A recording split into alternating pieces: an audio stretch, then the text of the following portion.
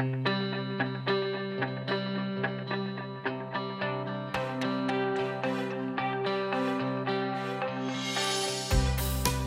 Peter Kaldes here. On this season of Future Proof, we're on the frontier of connectivity and aging. As we head into the winter months, which typically show increased social isolation and loneliness, this year brings special concerns as we continue to be forced apart due to the pandemic. This month's Future Proof, an ASA studio production, looks at the amazing technological innovations that could change the way people come together. Join us each week of November as we interview innovators and experts in aging who have big stories to tell.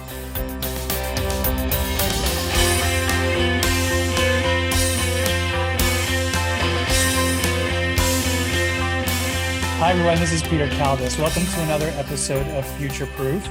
Today on Future Proof, I have Carrie Shaw, who's the CEO and founder of Embodied Labs, which is an immersive training platform for companies committed to providing excellent care and service. Trained as a medical illustrator and health educator, she's interested in conveying the first-person perspective of vulnerable patient populations through virtual storytelling. Joining Carrie is Kari Olsen. She's Chief Innovation and Technology Officer at Front Porch and President of the Front Porch Center for Innovation and Wellbeing. Olsen is actively involved in the Aging 2.0 Alliance and Leading Age Center for Aging Services Technologies, where she serves as Commissioner and Steering Committee member. Welcome, Carrie and Kari. Hi, Peter. Well, thank you for having us. Great to be here with you.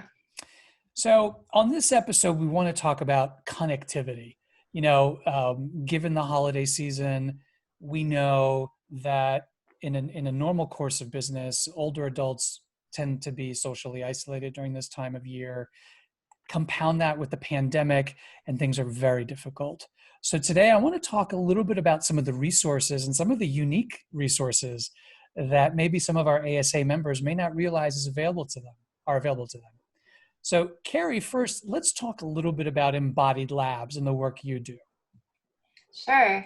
Well, Embodied Labs is a company that I founded almost 5 years ago now. And the goal of our company is to really help people that care for older adults to quickly connect and better understand the lived experiences that come with aging.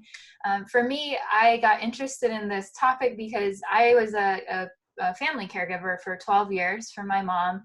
She had early onset Alzheimer's disease. And so through my teens and 20s and her 40s and 50s, I really understood how challenging it was to be a caregiver. And honestly, thinking about the holidays, it's sometimes very intimidating to have to come home and see a loved one that's living with age-related changes. And so what Embodied Labs does is help people overcome some of that human connection to put on a VR headset and actually embody perspectives of people that are maybe living with Alzheimer's disease or Lewy body dementia, or even like embodying life transitions. Like, what is it like for someone that goes from being in a home care scenario with their family around them to needing senior living care and actually embodying what it's like to be in a senior living environment. So I'll stop there to keep it brief and hand it over to Kari, who could maybe even talk more about what that has meant for her organization. Yeah, absolutely. I'm curious to learn a little bit more about Front Porch, Kari, and then let's get into the collaboration. Absolutely. Front Porch is a senior living provider based on the West Coast, touch about 6,000 lives. And I lead the Front Porch Center for Innovation and Wellbeing, where we have a very small team of people that work on the really important question of how we can use technologies as a tool to empower people to thrive, particularly as they age. And so what the focus of our work is to really ask questions and seek where the needs are, where there's opportunities to deploy technology, and then to do it with a curious mind, to say we don't really know the answers. And so how can we co-create and co-design with older adults and caregivers what the technology deployments look like? How can we listen carefully to whether or not we're meeting the needs, and how can we collect real outcomes and data that tell us how we're doing? And most importantly, what we seek to learn is what is the best way to do this so that we can create a really, I call it wildfire adoption, where we hit that holy grail of sustained use and not end up with a very expensive doorstop that nobody uses. Which unfortunately is often the case, because so many times, and I want to get into this a little bit later, but so many times some of these developers and manufacturers just sort of miss the mark, don't they? Yeah. Well, let's talk a little bit about the collaboration first. Carrie, how did you meet Kari? I think Kari and I met at a senior housing news forum in Los Angeles, and Kari was speaking on a panel. And I remember I was really excited to see her speaking because I had heard so much about Front Porch and her role there leading the organization. And it turned out that both of us were really excited to meet each other in person. From there, that was a couple years ago now, we started to work together on both a collaborative co-creation initiative with Embodied Labs training, and then actually having Embodied Labs training at Front Porch. Mm-hmm. Yeah, I remember that speaking engagement so well. I was actually so excited that Carrie was in the room. I couldn't really focus on my own comments.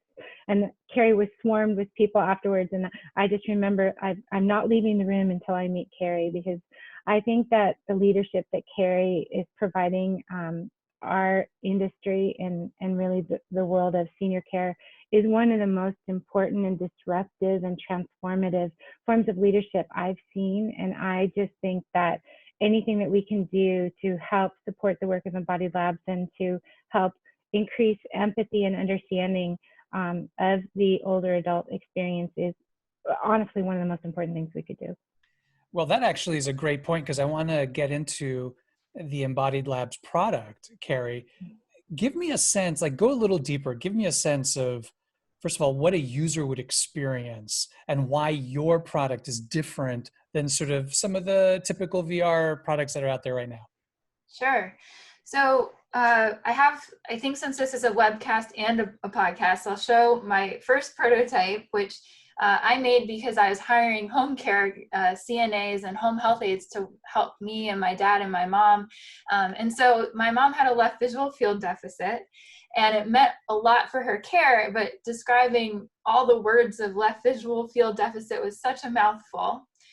But putting on a pair of goggles like this that have the left sides taped off immediately let my mom's care team see why it was that we had to always make sure we protected the left side of her body, or approached her from the right because we couldn't see anything on the left, or at mealtime she'd eat exactly half of her food, so we'd have to rotate the plate. And so without having to really know the words and what her deficit meant, we could embody her experience and intuitively understand care practices that made her life, healthier. But these goggles, were just such a small representation of really just one kind of pathology my mom experienced. And what I really wanted to be able to do is give my home care providers more of what my mom was as a person, a more human-centered perspective. And so I would always imagine, what if besides these goggles, we could, see what it's like to be in the grocery store and trying to follow a grocery list when we aren't quite hearing words as we used to, or maybe, having visuospatial abilities like we used to. And so I went to graduate school to study medical visualization, which is this really cool field. I hadn't heard of it until after college, actually, but it combines visual and scientific communication, so we further how we understand human health. And I didn't know anything about virtual reality when I just had the goggles. But then when I first tried on one of these kind of funny looking headsets, I was able to see in 360, live action film. And I was able to actually extend my hands and interact and augment virtual objects kind of in like a gaming sense. And so that was when I had this aha moment that we could actually, as medical illustrators, interview, people living with different conditions or life conditions and pathologies, and create this holistic training program And so our first ever training program is simulated what it was like to have macular degeneration and hearing loss as a man in his 70s. So you're an African-American man, you extend your hands, you know, whoever you are, you're embodying this man called Alfred. And Alfred is at his kitchen table in the initial part of the training, and it's his birthday. And you as Alfred really can, you know, understand what he's hearing and seeing. His family has a discussion with him that says, you know, we just want you to get checked, you know, your health checked at the doctor. We'll go with you. So you, and through this 6-minute module, go to the doctor's office and actually see what it's like to pick up a pencil and take a cognitive test, and how you have to kind of turn your head to be able to see. And then you end the experience with the doctor giving you a hearing device, and you experience that kind of aha moment of what it's like to go from straining to hear for 5 minutes to hearing very clearly for 1. And the doctor saying, you know, I'm not sure we can assess your cognitive function until we really understand what your vision and hearing are like. And so that was my master's thesis. That was just supposed to be a kind of experience to going into a PhD program that I wound up not going into. But in seeing so many medical educators go through that experience, we realized that this kind of virtual technology can immediately transfer knowledge, you know, and really increase the way that we understand care, kind of like the goggles, but not in a way that is focused on loss. It's more holistic. It truly is person-centered. And so from there, we've, you know, for 5 years grown the ways we can build training modules in partnership with groups like Front Porch and all of our aging services customers as content experts. And we've now have over 150 organizations that use this in training, whether it's for a professional care staff or for a family member, or we have about 60 academic universities that have integrated it into their allied health science programs. So Carrie, I want to get into the collaboration with Front Porch, but before we go there, I'm curious, how do you create the content for the VR goggles? In other words, for those sort of tech enthusiasts, they're probably curious to know how you keep things fresh, different, creating situations that are realistic. How does that work? Yeah, so what we do is we always have at the beginning and end of our experiences different surveys where we can actually ask for our key kind of customer partners like Front Porch, what would you like to see? What are some of the situations that are really challenging to train on? And so that sparks conversations like, well, we need more resources on how to talk about end of life situations. So we created a module where we focused on decision making at the end of your life, and we actually worked with subject matter experts like our hospice, both academic and community partners. And we also work with subject matter experts that are the person experiencing end of life situations, their family care team, their professional care team. And so we tend to interview usually around 100 subject matter experts, and we create these interactive scripts and storyboards that are then vetted again by those usually smaller group of experts. And then we put that into production. Here in LA, we use Hollywood as a way to generate 360 film. We actually filmed one of our trainings at a Front Porch community. And then we have these modules that we create, usually a couple labs every year, which consist of several 5 to 6 minute immersive experiences. And our latest one actually that we released in June was about what it's like to be in different perspectives of the LGBT plus community. And we actually partnered with people that wrote the scripts that were either an older adult who had transitioned genders or were part of the LGBT plus community, and really helped us understand what their experiences were and what they wanted to others to know about how to best care for them. That is amazing. And Kari, kudos to Front Porch for recognizing the power of VR. Can you talk a little bit more about the collaboration from your side? Yes, I have a lot to say. So we've seen the power of VR for quite some time through our center. We had already been doing work to explore how VR could be impactful in rehab, how VR could be impactful in resident engagement. And when I met Carrie, there was so much special in the way Embodied Labs approached VR that it really got our attention. And we really wanted to dig into the approach as well as the technology and learn how it could be most impactful. So what we did was over the last 8 months, we introduced Embodied Labs at 7 of our communities. We over 130 caregivers. They did over 300 sessions, and we collected data not only on the impact, but also tried to learn about the best way that we as a senior living provider could optimize and deploy Embodied Labs so that it would be regularly used. And we had this amazing impact. Within like the first week in the first community, we were just introducing this to our nursing caregivers, and our project manager on the ground called up and said, "I'm getting overrun with requests. The nurses told the dining staff, and the dining staff want to do this, and the word is spreading, and I need more help." And that's the type of success catastrophe, if I could use that term, that you want, right? Because that word of mouth is really the best proof of impact. But, and we have tons of that. So now we've used it not only with our caregivers, our professional caregivers, but our sales and marketing directors and our department heads and our dining teams. And overwhelmingly, what people have said is that, wow, this really opened my eyes. This really gave me new information. This really made me feel good about what I'm doing. And I think the most important thing is, like, everybody wants to then turn around and share it with someone else. So while we have written a report about our experience with Embodied Lab that's chock full of our staff's comments, we also collected data. And I think I have 2 key data points to share with you that I thought were just really exciting. First of all, we're talking about people who work in senior living every day, right? And we had in that group of people a 95% increase in our staff feeling like they understood the perspective of an older adult, in this case, that was experiencing hearing and vision loss. So we did the Alfred Lab that Carrie was talking about as one of her first. I think that's just astounding, right? That's a tremendous number. You never get data like that. Yeah.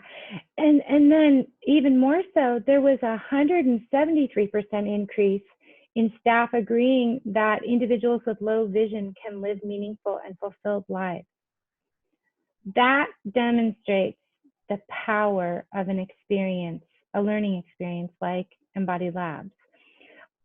But it goes, I call it the expanding ring concept. So like there's so many other layers to this. So when you talk about engaging people and helping them embody the experience, you're really talking about building empathy and compassion. And you're really talking about our capacity for strengthening relationships. And never in our world has there been a time where it's been more important to strengthen those relationships and really help support our caregivers as frustration builds. And what we were hearing is that I have newfound reserves of patience. I have newfound understanding and joy in what I do. And so some of that stuff, you can't even put a number on it, right? That's absolutely priceless. Then if you expand out one more time, let's just talk about the need to engage workforce in a meaningful way. And let's talk about the investment that organizations make in training. The lived experience that is possible through virtual reality has already been proven to be one of the most effective training tools that you can use. So in terms, it results in higher retention of information, faster acquisition of information, and just a really, really positive training experience. So given that, we are entirely a business of people, right? And training people is one of our most important responsibilities. Having now a tool that can help us do this so impactfully and so cost effectively and so inclusively is tremendously exciting. So from all those levels, we're really excited. And then along the way, we learned what we needed about the power of staff champions to help with adoption. And so we were able to kind of cultivate a training approach and a leadership approach at the local community level that allowed us to really introduce embodied labs efficiently, to empower people to widely adopt it and to use it on an ongoing basis, so that when we pulled our project managers back, the embodied labs is really embedded in kind of the day-to-day life of the community. Hi, I'm Jen Rivera, ASA's Membership Engagement Manager. I want to invite you to our upcoming Generations Forum, December 7th through the 11th. We will meet all week in fun, educational, and interactive virtual experiences that will last up to 1 hour per day as we work together to tackle the digital divide. Join us as we define the digital divide in broadly, and we get tactical on solutions that we can all take, exploring ideas with aging and tech experts, the leaders in their fields. Register today and learn more at www.asaging.org.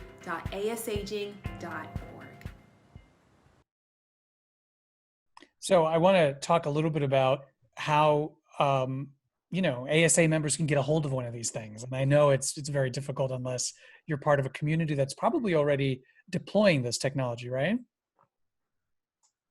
Well, it's a great question, and Embodied Labs works with a lot of organizations that have never used VR before, and so one of the things that I love to do, and our company has grown to become, is to say, don't worry about the tech. We know you're interested in the impact, and we try to design the experience so that anyone can step in and say, I can implement this, the impact, and not have to really be concerned about the technology. And so I always laugh because I never would have imagined founding a tech startup.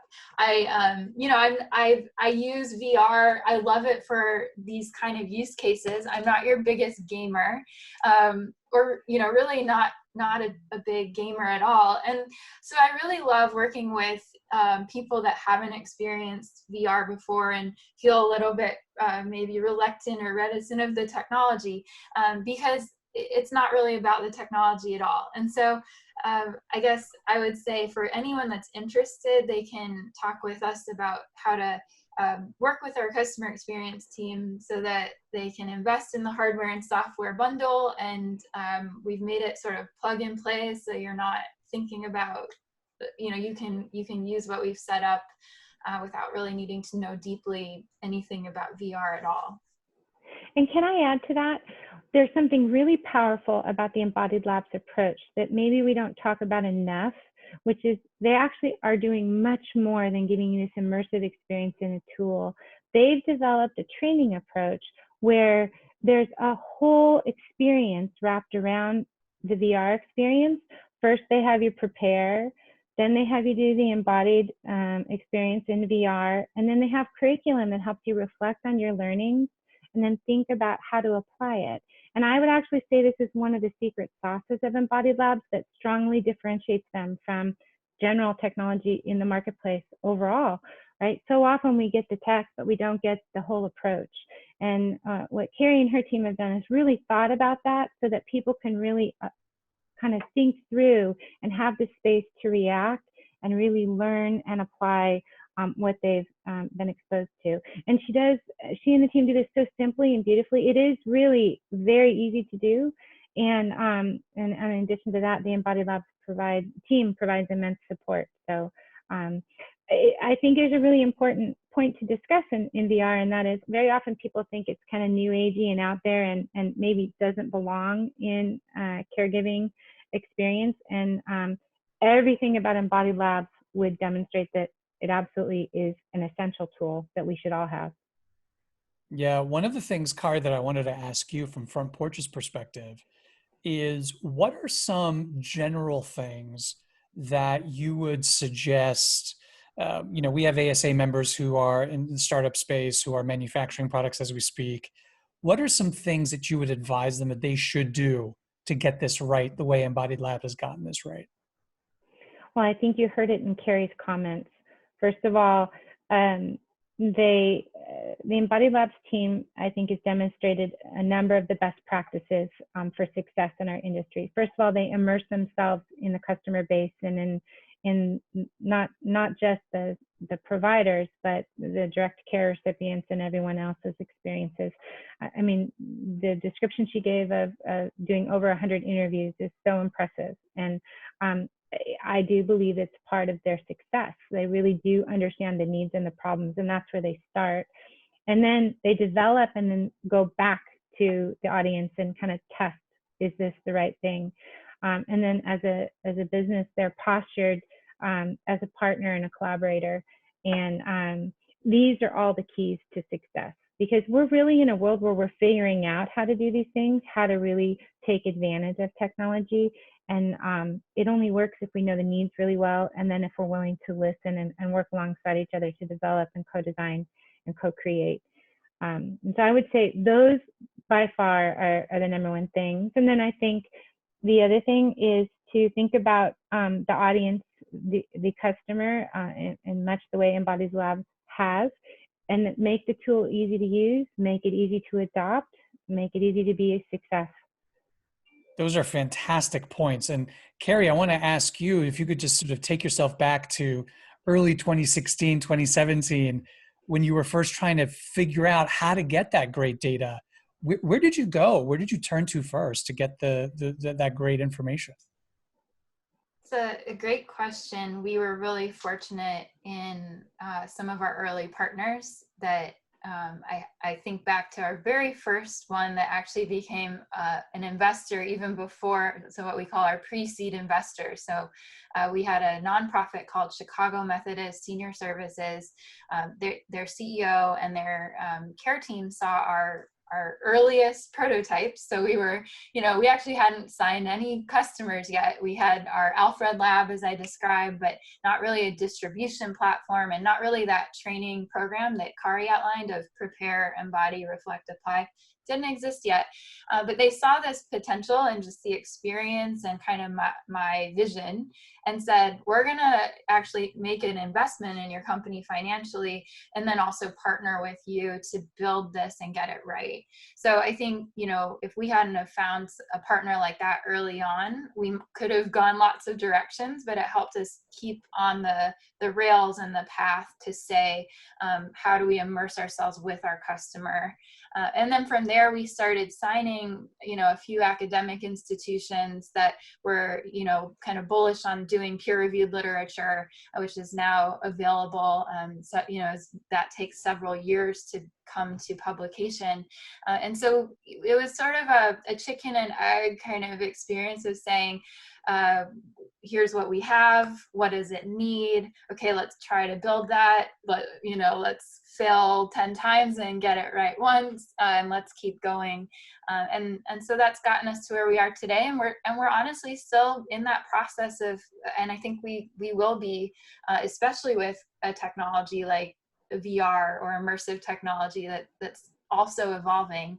And so it's keeping ourselves really in line with the aging services organizations and their needs, and finding those customer partners still that can make sure that we get it right and aren't afraid to tell us when we're not, so that we can really put that back into our product roadmap. That's great. That's a great story, because I know many of our ASA members get bombarded by many startups. And so I'm wondering, Carrie, do you have advice for the organization, so for these community-based organizations, on how to receive and vet really good ideas or not so good ideas? Yeah, I think, I would say to the organizations, outline the top 2 things that keep you up at night, and use those as your guiding posts of which startups you want to talk with. So if it's, I'm thinking about, talent acquisition is one that maybe applies kind of in our context. So if it's talent acquisition, look out there and say, of all the maybe 100 startups that keep bombarding us, what 10 of those are focused on talent acquisition? And then which of those really seem like their model is to partner with us? How are they structured? How big are their teams? How long have they been invested in this space? And maybe look for teams that have been, I love early. I can't say not to talk to early companies, but look for that kind of founder investment of why they're in aging services and how well they know the space. And then just not be afraid to say no to any companies that don't meet the top two things that keep you up at night. And but then push yourself and your team to create processes to talk to companies, because you can't get further with technology if you don't talk to anyone at all. Kari, I see you nodding your head. Do you have more to add to that? Well, I think that beware of the shiny object. Okay. So I think that in this age of technology and all the headlines it grabs, I think we've worked with a lot of organizations where they say, we just want to adopt technology. We want to be at the forefront and we want to do that. And I'm always really direct with organizations like that to say, you've got to start with your needs first. So exactly what Carrie was saying. And that's, my lights just turned off, sorry. You have to start with that, and once you do that, you're already on the road to success. And then I think that you be free to be picky. I think the clearer you are about your needs, the sooner you'll find the right fit from this large and growing community of innovators that are out there to want to work with you. And then I really believe you need to approach all this with a curious mind. Start small, really test and bring in and engage the workforce and the care teams and or the families and the residents and the older adults to really speak into what success looks like. And then once you've defined it, test it, pilot small. I think when you do that and you take that approach rather than going big, what we've learned is that you can create adoption and success much faster.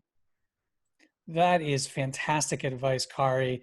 Carrie Shaw, thank you so much. Kari Olsen, thank you so much for joining me today on Future Proof. I hope we can get both of you to come and do some demos, albeit virtually, at some ASA events in the future. Is that a commitment I can get out of you? Yes. Definitely. And wonderful. We've been doing virtual experiences too during the pandemic. So that's something really fun that we could enjoy sharing at a future event with you. Thank you. Thank you so much for joining me today. Thanks for having me.